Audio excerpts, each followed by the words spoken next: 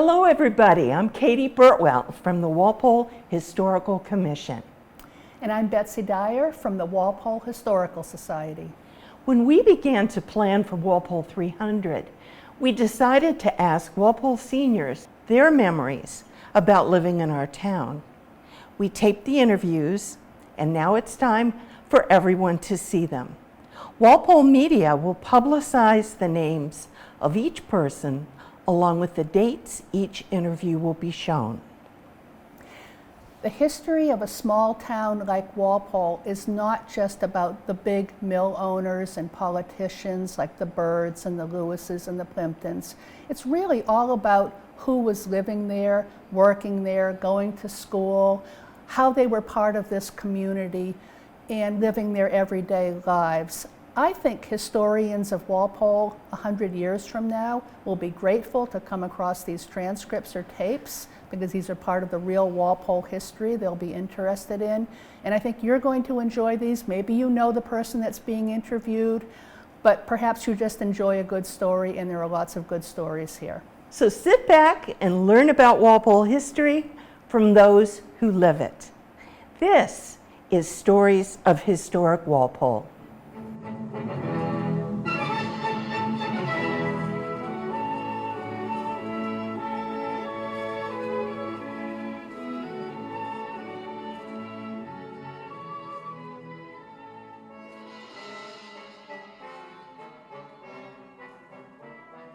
Hi everybody, I'm Katie Burtwell and this is Stories of Historic Walpole. And I am very pleased to have Mr. Joe Walpole, Mr. Joe Morgan here. And how long have you lived in Walpole? I was born in School Street in 1930. And I live only about a half a mile from there. Is that right? On Oak Hill Drive, yeah. So definitely a townie. Definitely. So I'm just going to let you tell us about whatever you like. Well, first of all, I'm going to talk about the 38 hurricane. I was in the first grade then. I was diddling around after school. It was raining a little bit, and it was pretty windy, and I went uptown and finally got home late, and we lived on School Street, only 100 yards from the school, so my father says to me, "Don't you know there's a hurricane around?" Hurricane? What was that? He didn't even know what a hurricane was then. I found out that later. You know why he didn't? Why? Because it was the first hurricane to hit the Atlantic coast in over 100 years after the one that hit in 1938. Yes. So, now, here's a trivia for you.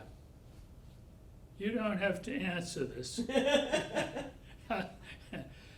After the 38 hurricane, when was the next hurricane that hit the Atlantic coast?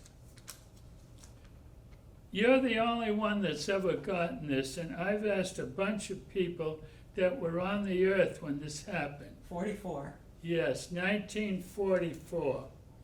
The reason the other hurricane, 38, was so bad was nobody knew what was going on and nobody battened anything down.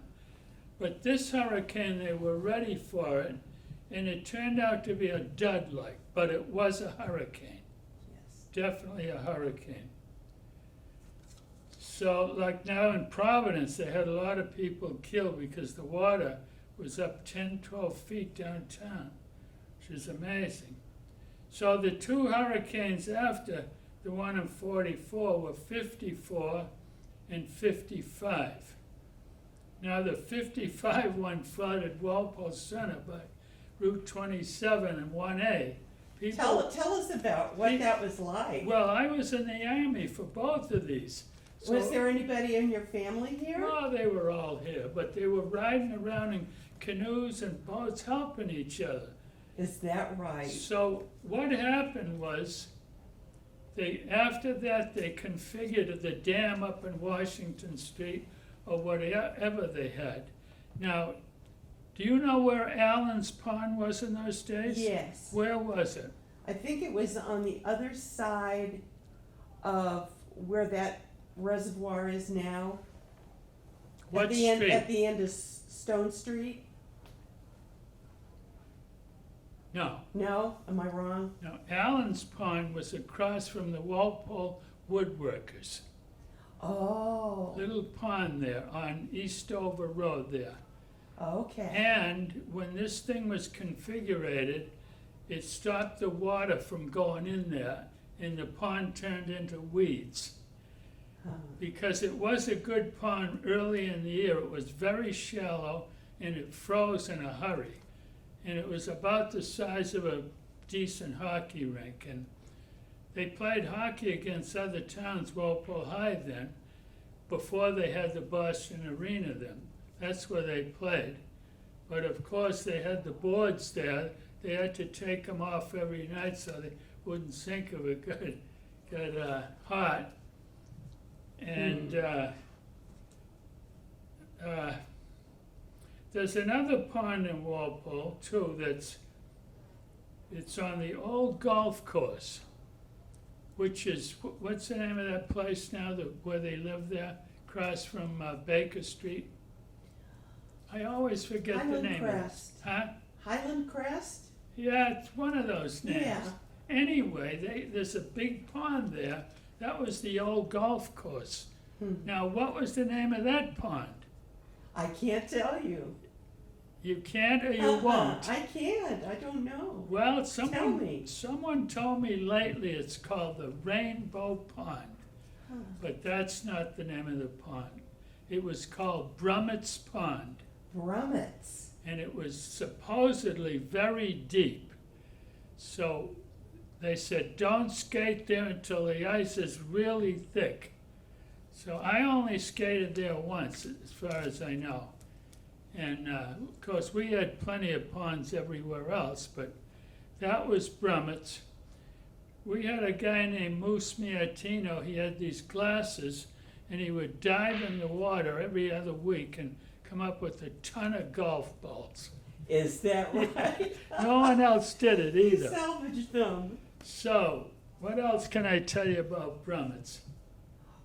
Was it named after a man that owned the land, or do you know? I could never figure that out. Yeah, I even asked Carl West about it. He didn't know the name, that's which unusual. surprised me. Yeah. So, that's the other question. What's the name of that pond? Now, there's a pond on the new golf course, which was there all the time. I don't know what that is called. A lot of people think it's Allen's Pond, but it's not. And here's what happened there. The hurricane of '38 murdered the apple orchard. That's what it was. It was an orchard. Yeah, a big orchard. So as 1944 hurricane arrived, somebody in the Allens came to the high school and said, I was in the junior high, and they said to us, we've got permission to let anybody out that wants to come up and pick apples here before this '44 hurricane comes up. Well, I was one of them, so I went up there. Now they had a bushel basket, not a big bushel, but a pretty good sized barrel, and they gave it to you, and you went around and picked the apples. And when I finished one barrel, this guy would drive around in a little car there. He'd take the barrels from you and give you a nickel. You got a nickel a barrel. And I said, this isn't for me. So I slid over to the side. I put the barrel down. I went through the woods and went home for the rest of the day. Oh, what a great What a great story. guy. Oh my God. Apple, Nickel. picking at apples, good. Let's see what else we got. Brummett's, the old course, that pond. I still don't know the name of that one at the new golf course. That was there forever, and the new one was built somewhere around the '80s, so Yes, that's true. yeah, it's still there. What else have I got here before we go on to something else? What was Oh, we got one more pool I'd like to talk it? about. Okay. It was a little pool in the town forest. It was called Eighth Pool. Eighth pool. You might find a penny or a dime, nothing big. A quarter would have been the biggest. So that's what we did constant. We checked that thing out every day, 3 or 4 of us. Well, a quarter was a lot of money. Oh yeah, every quarter and nickel and dime I ever got as a kid, I bought an ice cream cone with it. Where did you buy it? We bought it at Wellington's drugstore. Wellington's. And then they had a fire there, and around 1940, I believe, maybe a little later, and it became Mensa's drugstore. And that stayed there for quite a while, till this jewelry company moved in there. Do you remember when the ice house Went over on fire? Yeah, when it burned Yeah. down. I do. Can you tell me about it? That was on Stone Street in Yes. Mass Ave. Yes, That was roughly, I think, in the early 40s. you're absolutely right. Yeah, and it burned down like 3 or 4 in the morning. Yes. I don't know how it started, though. The guy named Horn was working there when I knew it after that. But then they, I don't know if they ever found out how it started, but it burnt down pretty good. And there was another ice house up in Turner's Pond. We'd go in there in the summer and be amazed. There was blocks of ice, and it was 102 degrees out, and they were sitting on the straw not melting, with the doors closed naturally. It was quite a sight. I think Turner's Pond had another name before Turner's outfit, but Maury's. I think you're right. I think it was Maury's Pond. Yes. That pond was amazing. Tell me about it. There was a stream that ran in the back end of it, and I skated in 1947 in April 5th of that year. It was one of those years that we did have a lot of snow, but we had a ton of cold weather, and I would say the ice was at least 22 or 3 inches thick. In April. Well, it was down a little, but it was still good then when the Yeah. other ponds were gonzo. I skated there quite a few times in April, from April 1st to 5th to 6th.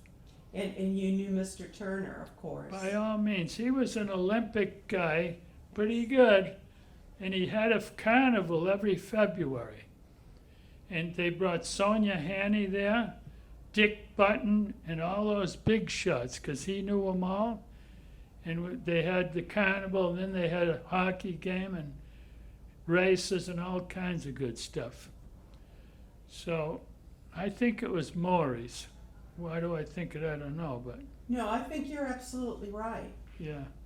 Were there activities at the town hall or at Blackburn during the war years? Yeah, there was.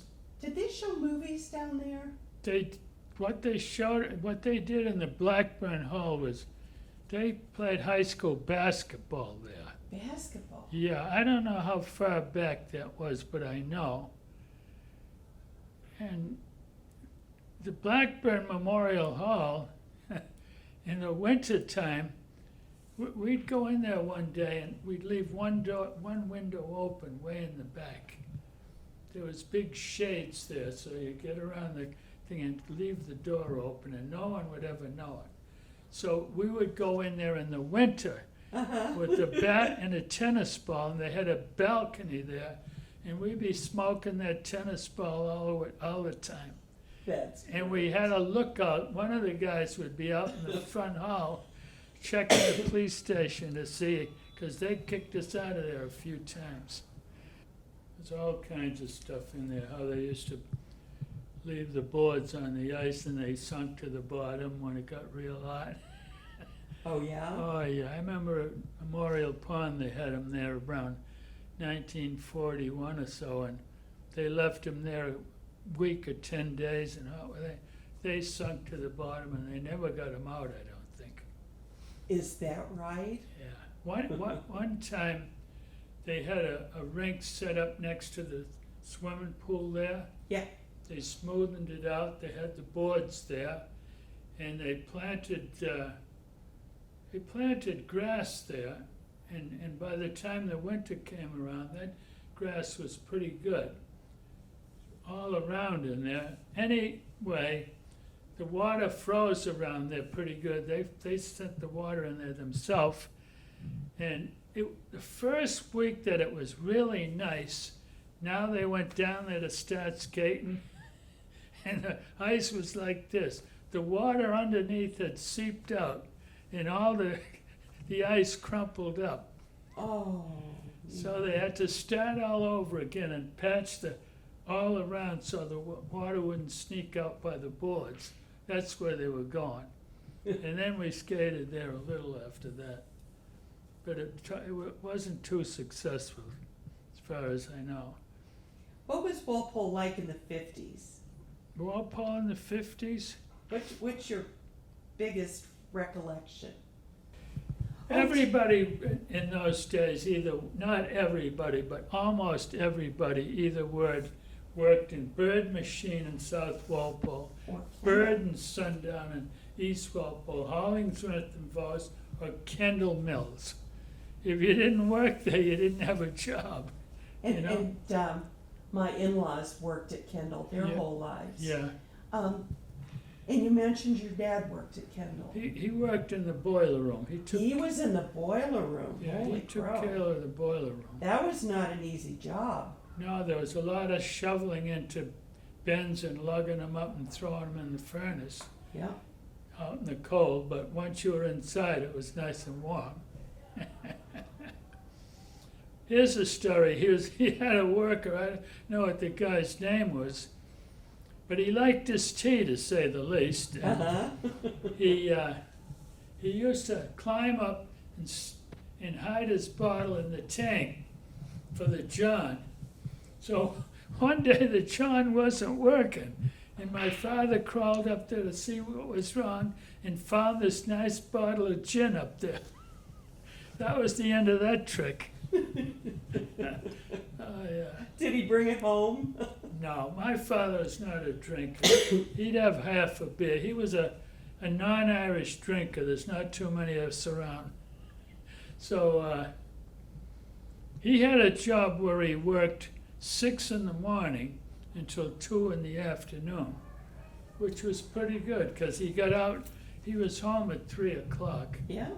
Yeah, and I was up at 5:30 many a morning. And I was not one of these guys that stayed up at night. I like to go to bed early and get up early. Mm-hmm. So about 5:45, after my dad went to work in the summers, I'd throw the ball up against the wall out back. And this lady who lived about 5 houses up, she heard this whack, whack every morning. What in God's name is that? So a summer goes by, and the same thing starts happening the next year. So she crept through the trees down, and as she poked her head around the corner, it was me throwing a tennis ball up against the wall. And she said to me, "You're bound for the big leagues." How about that? And there you go. Yeah. One day I broke a window out back. It was bigger than that TV thing.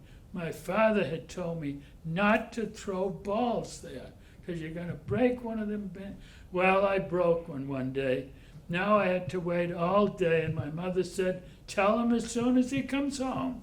Well, he came home, and I was tidying along, and she said, "I think you got something to tell your father, Joe." "Yeah, Dad, I broke a window." "Where?" "Out back." "One of the big ones?" "Yeah." "Oh, okay." So he goes upstairs, and about 5 minutes later he comes back. It was a cold, wintry kind of day, late in the fall. We had to patch that thing up. But anyway, he comes downstairs, and I'm waiting for the hammers of hell to hit me. And he looks at me and he says, "Joe, if you're ever going to be a ball player, start working on your control." golden words. I almost died. That's Did you like that one? Yeah. That's yeah. pretty Not good. in the end how I thought it would. That's pretty good. Oh, yeah. I loved hockey though. You know why? Why? I loved playing hockey better than baseball. Because in baseball you can play a doubleheader and never have a ball hit to you. Yeah. In hockey, as soon as you go out there, you can get in the action, you know? Mm-hmm. That's the best part about it. And to me, hockey was so much easier in baseball, wasn't even funny.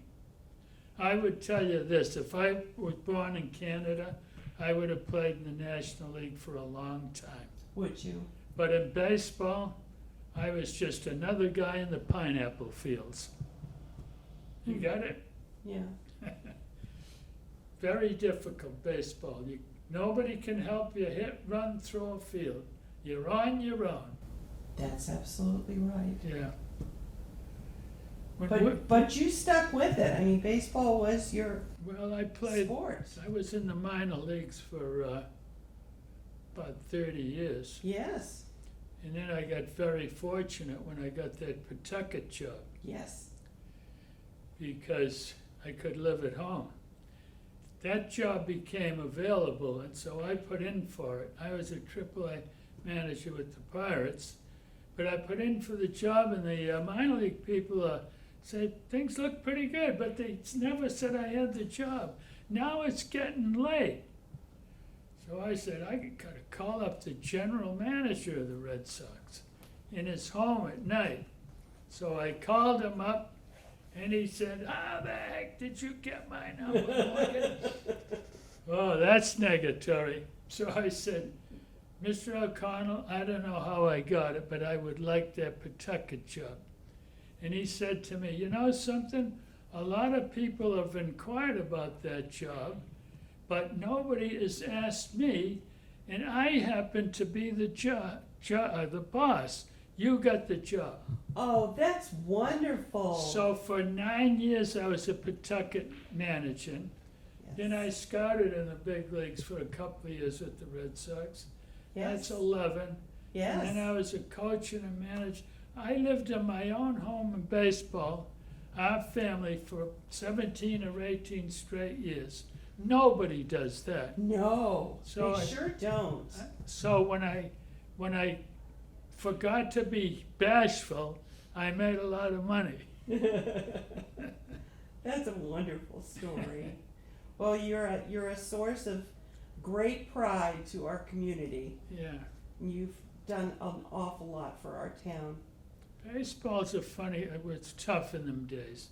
It's still tough. There was only 16 teams. Yeah. Now there's 30, so one year the Dodgers had 500 kids in spring training.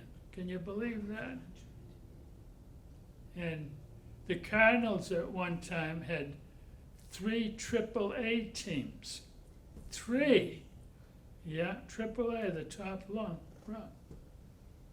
But anyway, that's the way it goes.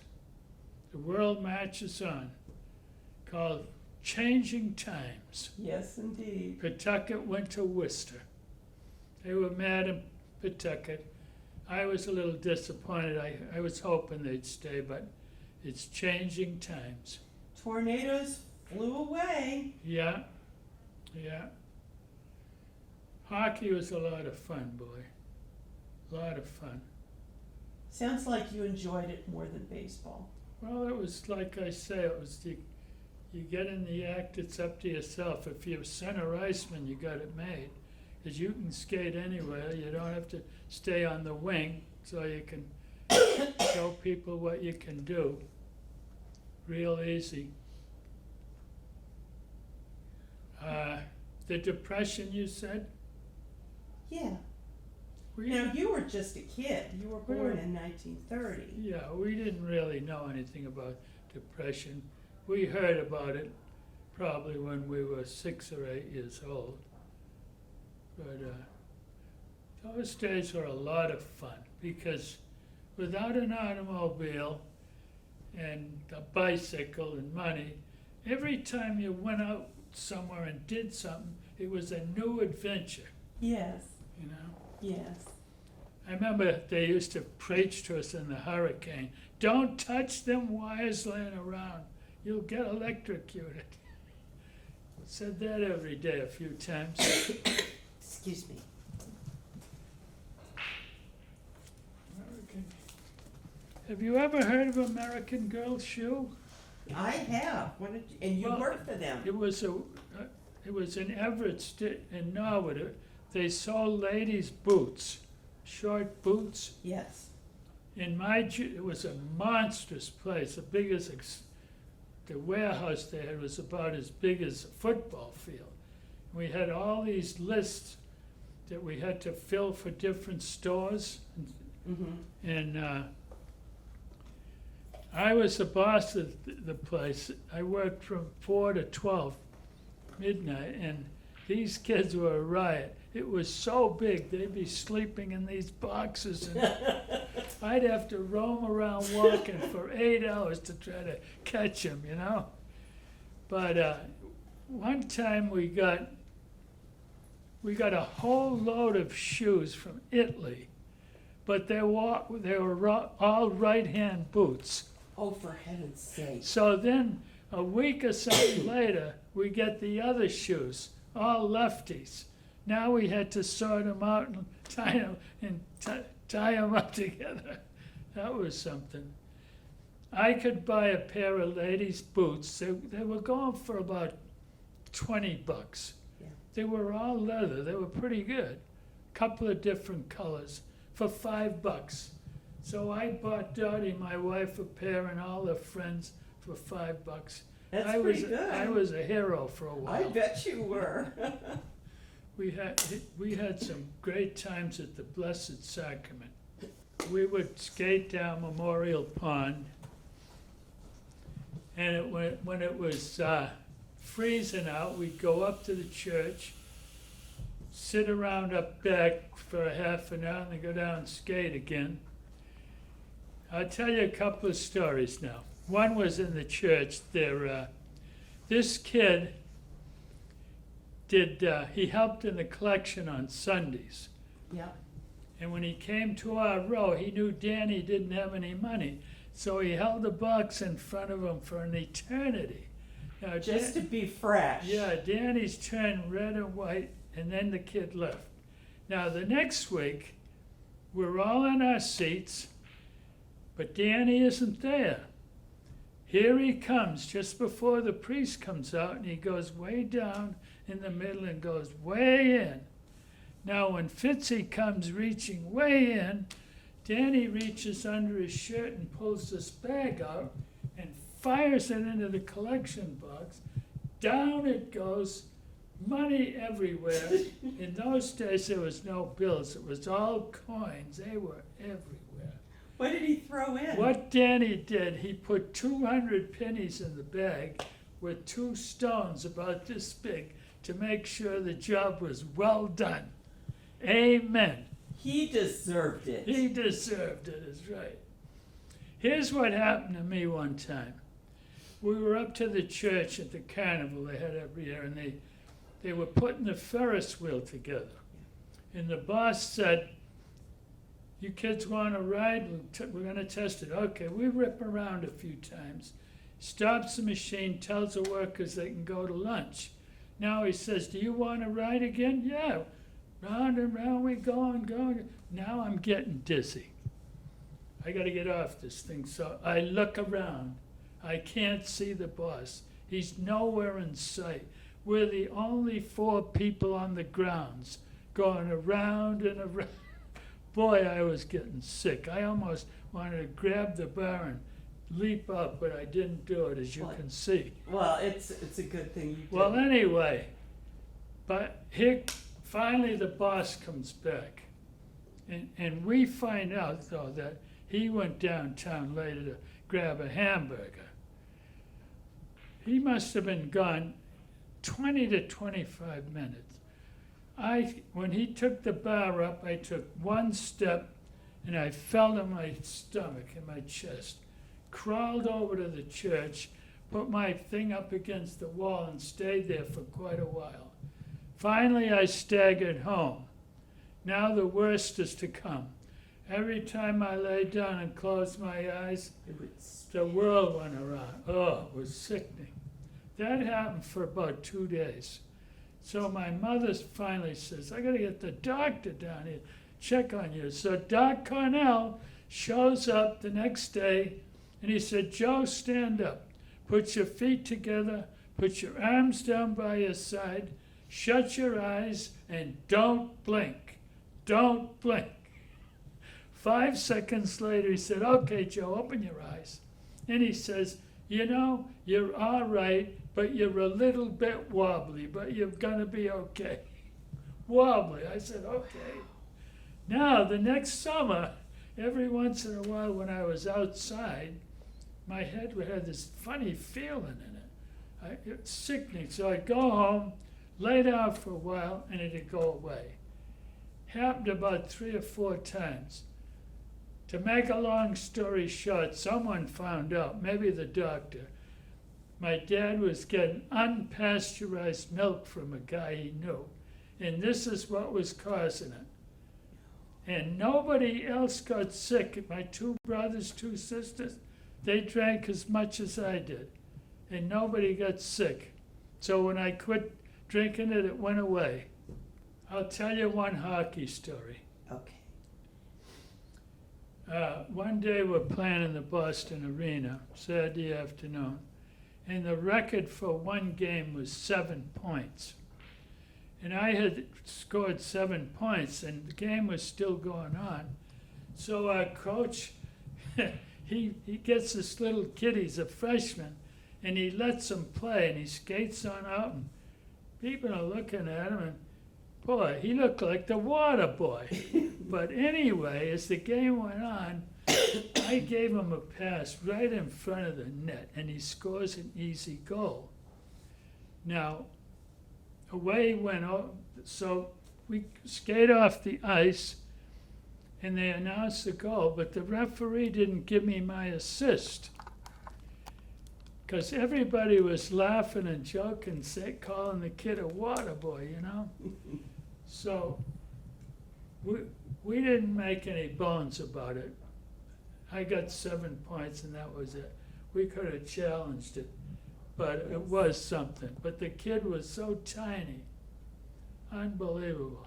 The water boy. The water boy scores again. You ever hear of Lenny Zaglaski? No. Good Walpole athlete, played at BC, and I played a little bit with him in college. He was the class of 44.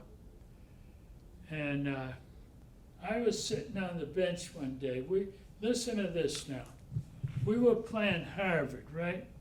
The score at the end of 2 periods, unbelievably, was Harvard 9, BC 5.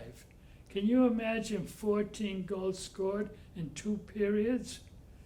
So in the 3rd period, we score 4 goals and tie the game up. So now there's about, I think, 40 seconds to go, and Harvard gets a penalty. And we have a face-off down the Harvard end. So I'm sitting next to my coach, Kelly, and I said, hey, I can get you this face-off. He didn't pay much attention. Then he said, what did you say? I can get you this face-off. He says you can? Yeah, go out and get it. So I went out there. I told the kid, you got to go in. I'm going to take the face-off. So I whispered to Lenny, I'm going to get you the puck, Lenny. He was right behind me. Yeah. So when the ref dropped the puck, I didn't pay any attention. I skated right for the boards where I knew he was going to slip it over there. Sure enough, he did. It bounced back to me. I passed it to Lenny. He golfed it in the net, and we won 10-9. Wow. How about that? I put myself on the spot, and it worked out. Very good. That's the kind of play you only use when you want to win. Absolutely. Never use a hidden ball trick play when it don't mean anything. and never use them in spring training. Don't Yes. let anybody see anything.